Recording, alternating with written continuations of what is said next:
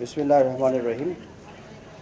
উপস্থিত সাংবাদিক ভাইবৃন্দ এবং আপনাদের মাধ্যমে আমি দেশবাসীকেও বলতে চাচ্ছি, প্রথমে আমার সালাম, আসসালামু আলাইকুম। আপনারা জানেন আজকে রাষ্ট্রীয় শোক ঘোষণা করা হয়েছে।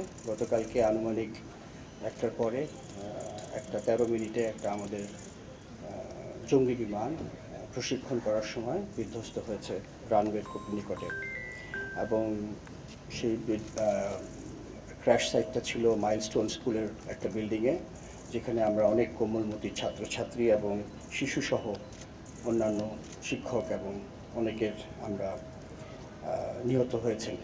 প্রথমে আমি তাদের আত্মার মাগফিরাত কামনা করছি।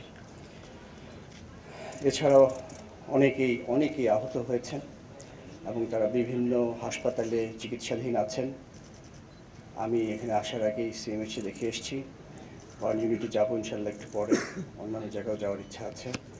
সবাই চিকিৎসাধীন আছে এবং যারা ওখানে ছিল তাদেরকে আমরা যত দ্রুত সম্ভব উদ্ধার করে এবং হেলিকপ্টার ব্যবহার করে এবং ফার্স্ট রেসপন্ডার হিসেবে সেনাবাহিনী এবং বিমান বাহিনীর উদ্ধার কর্মীরা গিয়েছিল, সাথে ফায়ার ব্রিগেড, অন্যান্য যারা ছিল সবাই তাতে রেসপন্ড করেছিল, এবং আমরা যত দ্রুততম সময়ের মধ্যে সম্ভব আমরা তাড়াতাড়ি তাদেরকে এনে চিকিৎসা দেওয়ার ব্যবস্থা করেছি। এছাড়াও আমি নিহত এবং আহত সবার শোক সন্তপ্ত পরিবারের প্রতি আমার আন্তরিক সমবেদনা জানাচ্ছি আপনাদের মাধ্যমে। আল্লাহ আমাদের সকলকে ধৈর্য ধারণ করার ক্ষমতা দিন এবং এই শোক যাতে কাটিয়ে উঠতে পারি সেটাই আশা করি, সেই শক্তি যাতে আমরা পাই। পাইলট আপনারা জানেন, অনেক মিডিয়াতে অলরেডি এসছে, আপনারা দেখেছেন যে পাইলট যখন বিমানটা তার নিয়ন্ত্রণের বাইরে চলে যাচ্ছিল, সে তার সর্বোপরি চেষ্টা করেছে বিমানটাকে একটি খালি জায়গায়, বিশেষ করে ওই মাঠটাই পেয়েছিল যেখানে সে নামানোর চেষ্টা করেছিল, কিন্তু তারপরে তার শেষ চেষ্টা সফল হয়নি বলবো, কারণ বিমানটা আছড়ে পড়েছিল ওই বিল্ডিংয়ের উপরে। কিন্তু সে সেই নিয়ন্ত্রণ রাখার জন্যে বা বিমানটাকে দিক নির্দেশনা যাওয়ার জন্য যে মূল্যবান সময় দিয়েছে, তার জন্যে তার যে ইজেকশন বলি আমরা, বিমান থেকে বের হওয়ার যে পদ্ধতি আমাদের, সেটা বিলম্বিত হয়ে যায় এবং তার ফলে সে তার নিজের জীবন উৎসর্গ করেছে বা সে আজকে আমাদের মাঝে নাই। এই জন্যে আমি একটু আগে আমরা তার ফিউনারাল প্যারেড বা জানাজা করলাম। আমি তার আত্মার মাগফিরাত কামনা করছি আবার, এবং তার শোক সন্তপ্ত পরিবারের প্রতি আমার গভীর সমবেদনা জানাচ্ছি।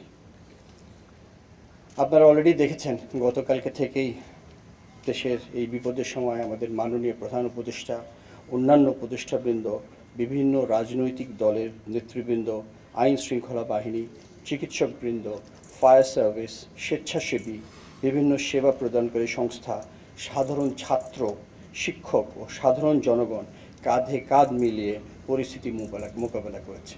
এই ধরনের যখন আমরা ঐক্যবদ্ধভাবে কাজ করি, তখনই আমরা বুঝতে পারি যে আমাদের যে কোনো ধরনের বিপদে আসলে আমরা কতটা ঐক্যবদ্ধ হতে পারি, এবং সুন্দরভাবে কালকে আমরা সবাই মিলে কাজ করেছি এবং উদ্ধার করতে সক্ষম হয়েছি। অবশ্যই সেনাবাহিনী এবং বিমান বাহিনী প্রথম দিকে গিয়েছিল এবং তারা তাদের বিশেষ উদ্ধারকারী যেসব যন্ত্রপাতি আছে, বিমান বাহিনীর হেলিকপ্টারের মাধ্যমে তারা ফার্স্ট রেসপন্ডার হিসেবে সমস্ত আহতদেরকে এবং নিহতদেরকেও নিয়ে এসেছিল ওখান থেকে। আমি আপনাদেরকে জানাতে চাই যে সরকার বা আমাদের মাননীয় প্রধান উপদেষ্টা প্রথমেই বলেছেন যে এদের যারা আহত হয়েছে তাদের সুচিকিৎসার বন্দোবস্ত করতে হবে, এবং সে ব্যাপারে তাদের কাছ থেকে আমরা সম্পূর্ণ আশ্বাস পাচ্ছি। ইনশাআল্লাহ সমস্ত ধরনের চিকিৎসার ব্যবস্থা তাদের করা হবে। সরকারের পাশাপাশি বিমান বাহিনীও সবসময় হতাহতের পাশে থাকবে এবং থাকছে। আহতদের সুচিকিৎসা নিশ্চিত করতে যা করণীয় আমরা সব কিছু করব। ইতিমধ্যেই গতকালকে আমরা একটি উচ্চ পর্যায়ের তদন্ত টিম গঠন করে দিয়েছি। তারা অতি শীঘ্রই এই তদন্ত করে বের করবে যে কী ঘটনা ঘটেছিল, এবং তার ভিত্তিতে আমরা ভবিষ্যতে যদি কোনো কিছু ভুল ত্রুটি থাকে তার অবশ্যই ব্যবস্থা নেব। আপনাদের মাধ্যমে আমি দেশবাসীকে একটা বিশেষ অনুরোধ করতে চাই, সেটা খুব জরুরি আমার জন্য আপনাদের মাধ্যমে বলা। সেটা হচ্ছে, দয়া করে আপনারা দেশের এই বিপদের সময় সোশ্যাল মিডিয়ার বিভিন্ন গুজব, মিস ইনফরমেশনে কান দিবেন না।